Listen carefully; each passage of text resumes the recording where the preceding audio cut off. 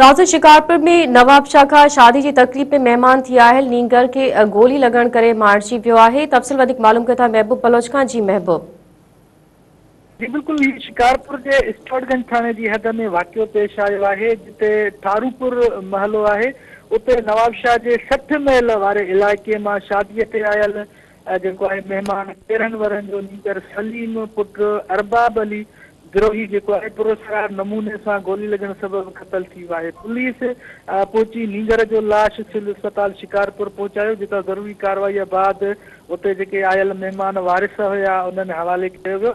बे पासे स्टोरगंज थाने की पुलिस जो है पंहिंजो मौक़िफ़ ॾींदे ॿुधायो त इन साॻे ई इलाइक़े में सूमरा ऐं भया बिरादरी के ॿिनि धुरनि में झेड़ो थी पियो हो ऐं धुरनि में हिक ॿिए मथां फायरिंग भी कई हुई ऐं हुननि इहो पंहिंजो ॿुधायो आहे त मुमकिन आहे त उतां का रोलू गोली जेका आहे उहा ॿारड़े खे लॻी हुजे ऐं ॿारड़ो जेको आहे क़तल थी वियो आहे। वधीक असां जांच करे रहिया आहियूं ऐं जल्द जेको आहे नींगर जे मारिजी वञण जा जेके आहिनि सबब मालूम करे पधिरा कया वेंदा। जी महबूब, अवां जी महिरबानी।